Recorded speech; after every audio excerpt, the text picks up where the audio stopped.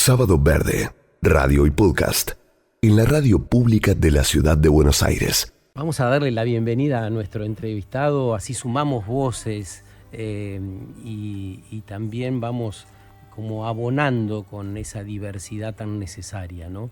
Juan Evaristo Valls Boix es profesor de Filosofía Contemporánea en la Universidad de Barcelona, muy conocido porque es autor de varios libros y suele hablar sobre estas cuestiones que citábamos en el arranque.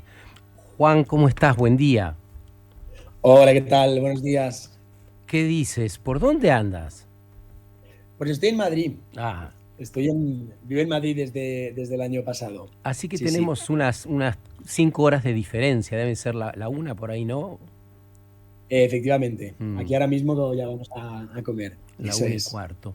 Bueno, Sí. tenemos ganas de escucharte, Juan Evaristo, sobre la necesidad de rediseñar este mundo que nos hemos venido dando con una mirada en lo posible amorosa de lo que hemos sido, para poder construir ese mundo necesario que ya a mi modo de ver al menos pareciera se nos devela muy fácilmente. Aparece con más certeza la necesidad de cambio y transformación. ¿Cómo lo ves vos?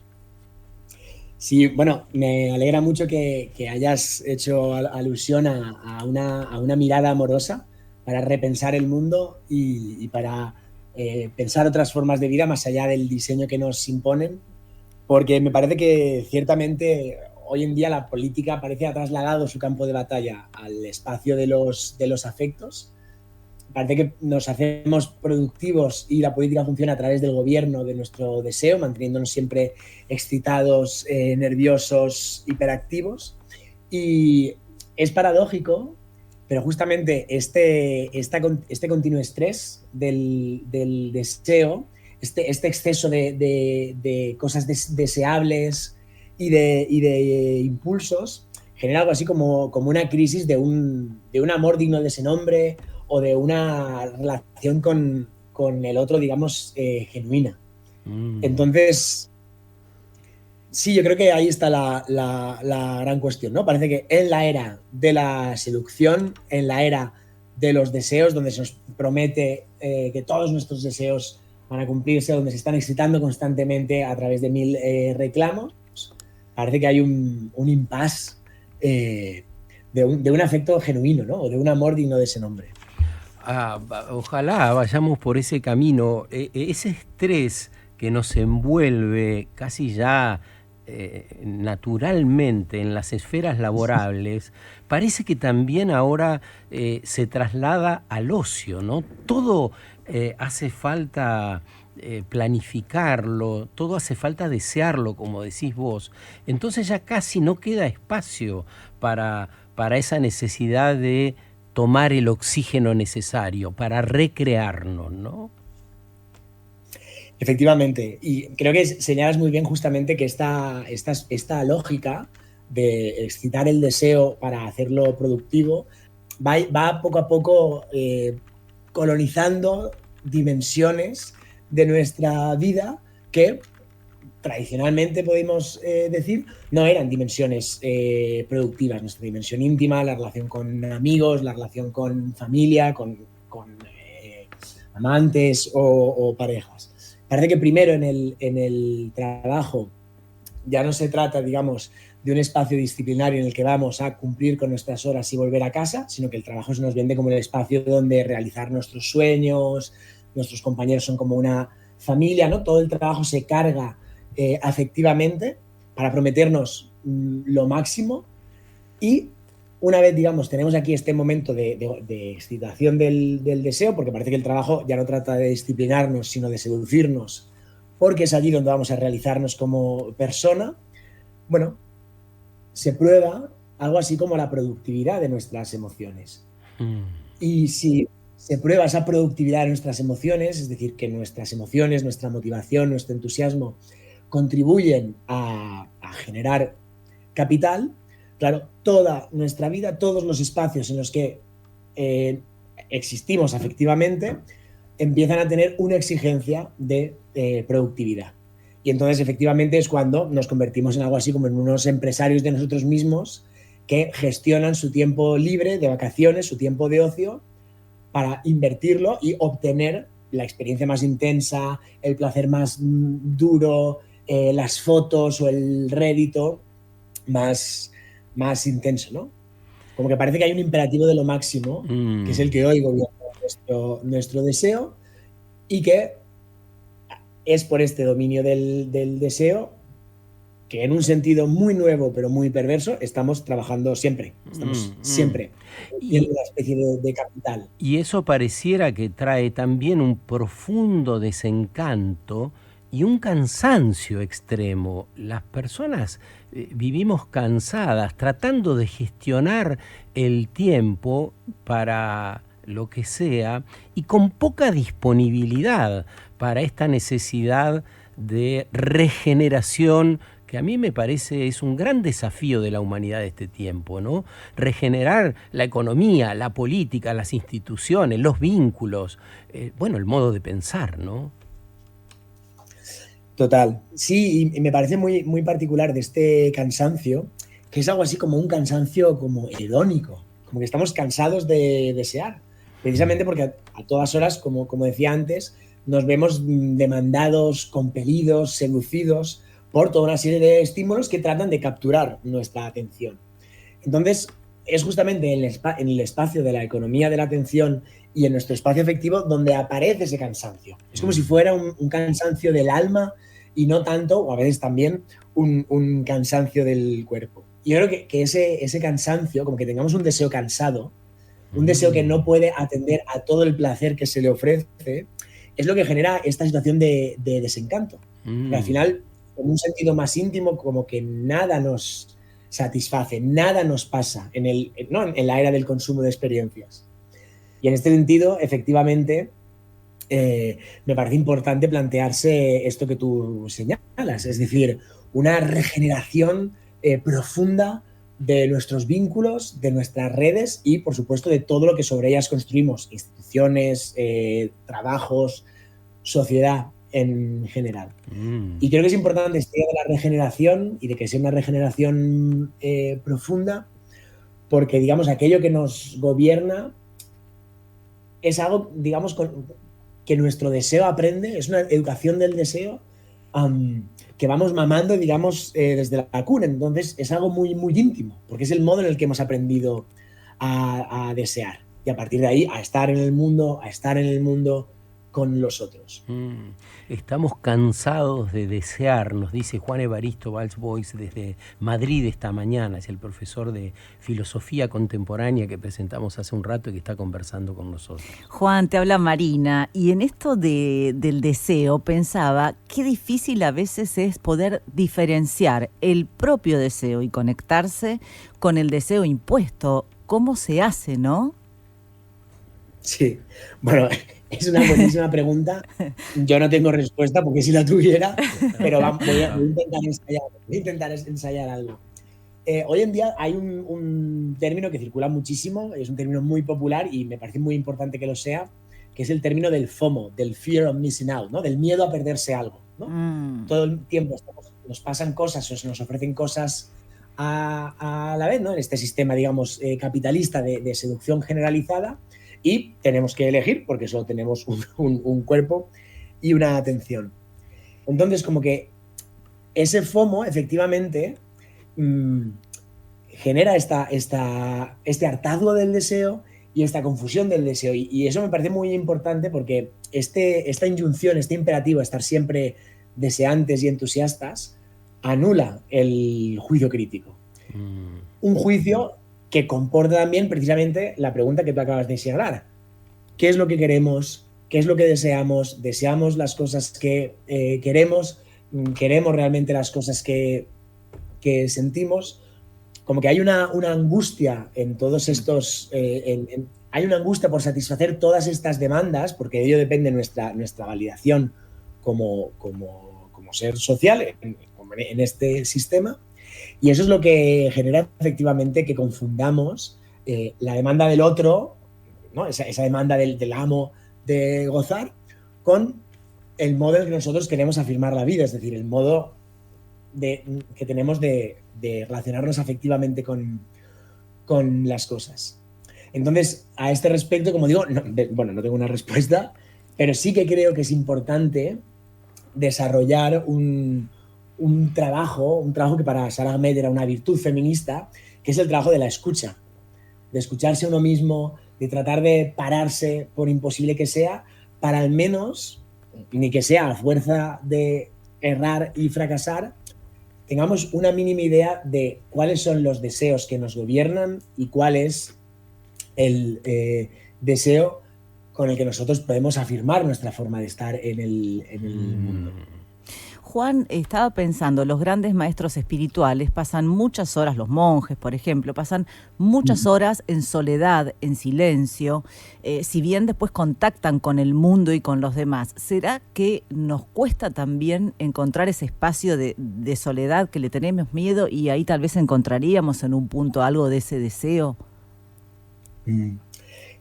Es una muy buena pregunta y creo que creo que la respuesta que hay implícita es una buena vía de estudio.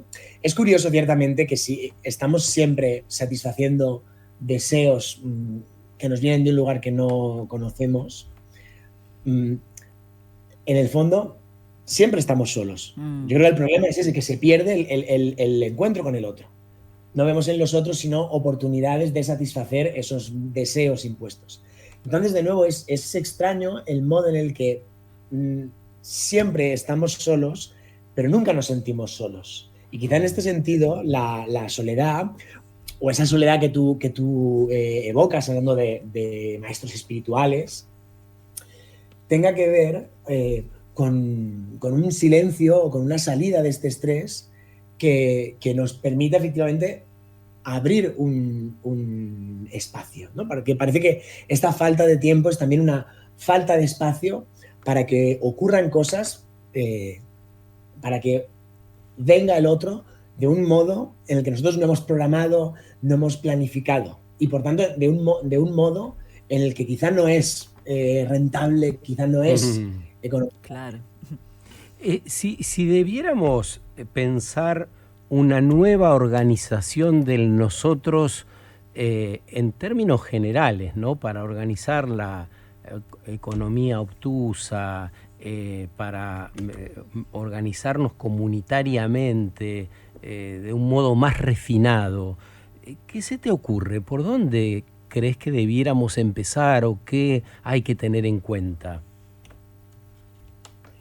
Bueno, es una muy buena pregunta y haré una pequeña valoración filosófica, porque entiendo que lo primero que habría que hacer sería atender a las condiciones de precariedad y establecer una serie de políticas públicas que garanticen una igualdad material en las condiciones dignas de vida de las personas. Esto me parece importante porque sería un modo, en términos un poco más generales, de poner en el centro de la sociedad la vida y no la acumulación de capital. Esto me parece importante como una reflexión general. Primero, atender directamente la precariedad a través de unas políticas sociales que garanticen, como digo, una igualdad material de condiciones de vida.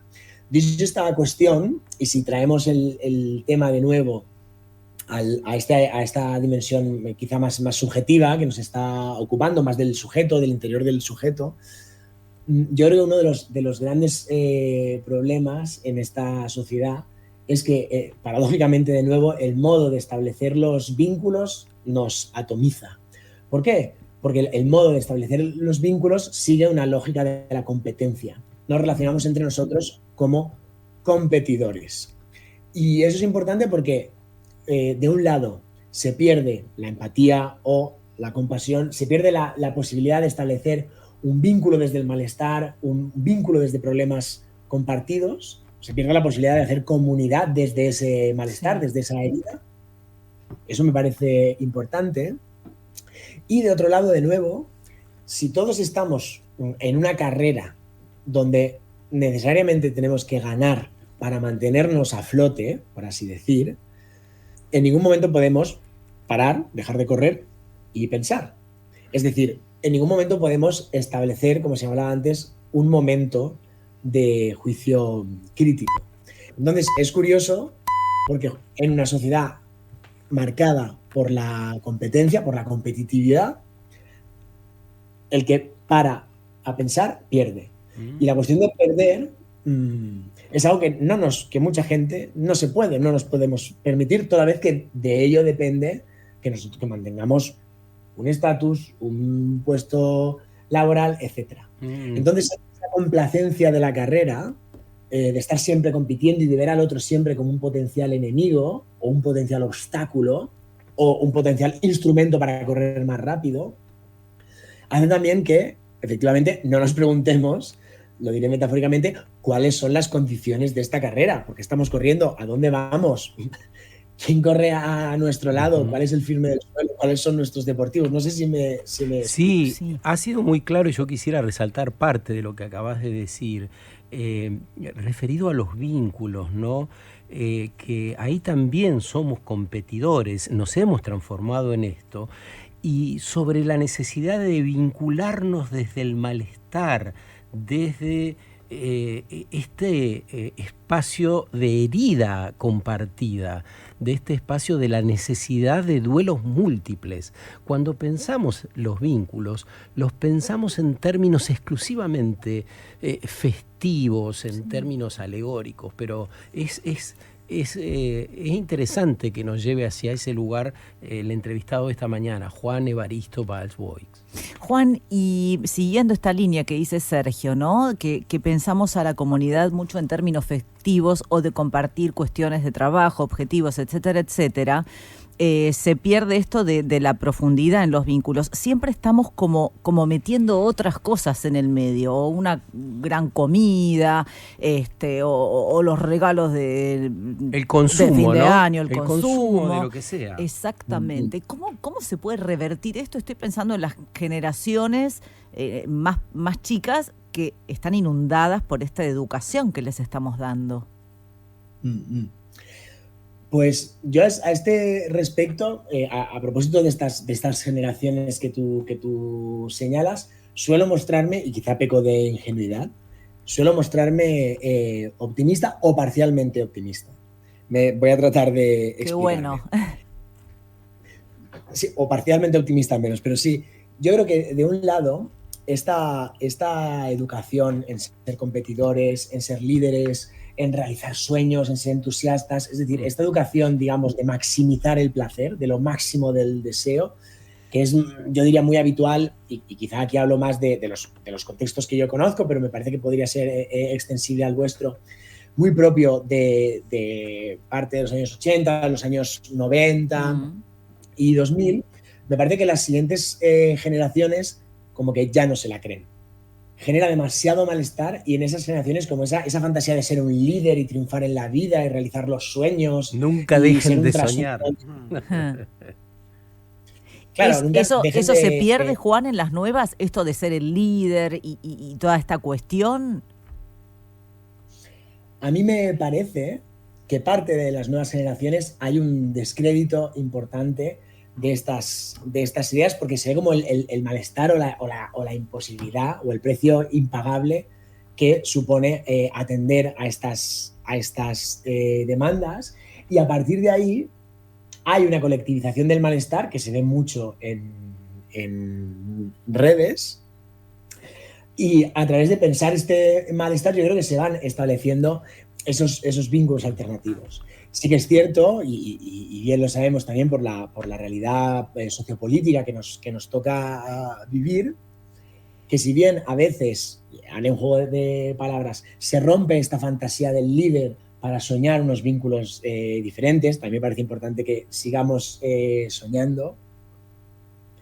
Hay toda una serie de derivas, quizá más en lo que se llama a veces la manosfera, que actúan al contrario, es decir, que se genera ahí un resentimiento que refuerza esa fantasía de liderazgo, esa fantasía de dominio, que entiende que el malestar es siempre del otro o de la diferencia. Entonces yo veo muy marcada estas dos tendencias en las generaciones jóvenes, ¿no? En los términos en los que decías.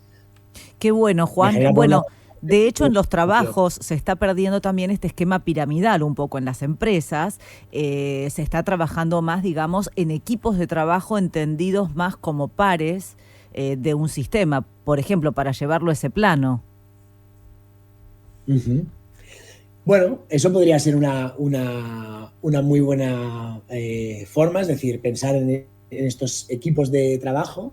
Sí que es cierto que hay veces que yo no dejo de recelar porque no necesariamente los equipos de trabajo como estructura laboral garantizan esa otra estructura laboral, que es las estructuras sindicales, las estructuras de los vínculos entre los trabajadores que se unen contra el trabajo o contra condiciones denigrantes del trabajo.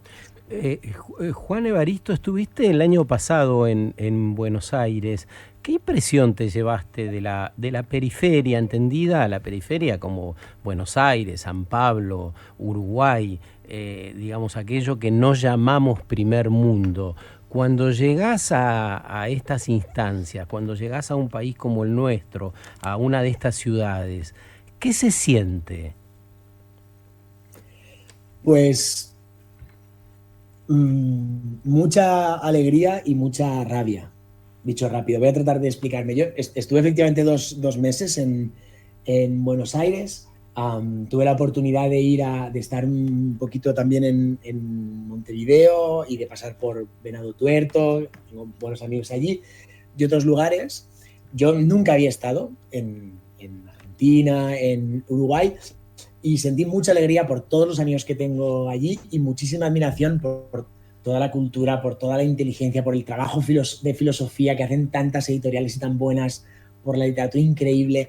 Todo eso para mí fue un flash de alegría, de admiración, de aprendizaje, por el que no puedo dejar de estar agradecidísimo. Y como una fuerza muy grande, una gran pasión dicho así, del pueblo argentino. Todo eso lo vi de forma muy fuerte y también mucha rabia, ciertamente, porque vi que algo tan poderoso, tan profundo, tan admirable, tan rico, estaba muy amenazado, muy empobrecido, muy decaído, desesperanzado, y eso me pareció muy preocupante. Yo llevé pocas semanas antes de las elecciones y me volví poco después de la proclamación del DNU. Entonces, bueno, fue un tiempo muy convulso y ya digo, me fui con mucha rabia de ver la impotencia de tantos y tantos amigos, de ver cómo un cierto proyecto sociopolítico, como digo, de igualdad y justicia social, se tornaba más frágil que nunca. Gracias, querido Juan Evaristo. Un gusto estos minutos con vos, intercambiar sobre estas cuestiones tan actuales, tan presentes, tan necesarias. Así que lo agradecemos especialmente. Nada, un placer, ha sido un gusto y muchísimas gracias por contar conmigo. Que tengas una buena tarde por ahí. Gracias. Muchísimas gracias. Disfrutad de la mañana de sábado. Gracias, muchas gracias. Es Juan Evaristo Valls-Boix. Es un profesor de filosofía contemporánea en la Universidad de Barcelona. Vive en Madrid. Podrían buscar su cuenta en Instagram. Es muy joven, pero muy interesante y filoso en sus análisis. Fíjense lo que nos sugiere en el final, ¿no? Habló de la alegría que sintió en Buenos Aires por la inteligencia que vio en derredor, por la pasión que le ponemos, por el empeño, por el modo que tenemos de trabajar. Pero una gran rabia por esa amenaza que también quienes vivimos acá lo vemos, que es la desesperanza y la pobreza. Quizá la síntesis de esa alegría y de esa rabia haga que nos despabilemos, que volvamos a sentir que hace falta reencantarnos para cambiar el estado de la cosa y que no lloverá maná del cielo, necesitamos hacerlo nosotros y nosotras, ¿verdad? todas las personas que vivimos por acá, repreguntándonos, pero también haciendo, cada mañana, cada día, haciendo cosas para estar un poco mejor pensando en el bien común. Lo destacó varias veces, la fragilidad que implica vivir en una sociedad precaria. Lo primero, dijo nuestro entrevistado, es atender las condiciones de precariedad. De otro modo no es posible pensar una vida en comunidad, una vida sostenible entre las personas y las organizaciones, ¿no? Qué lindo escuchar a esas voces que nos ayudan a pensar en las mañanas de sábado, ya acostumbradamente. Sábado Verde, radio y podcast, en la radio pública de la Ciudad de Buenos Aires.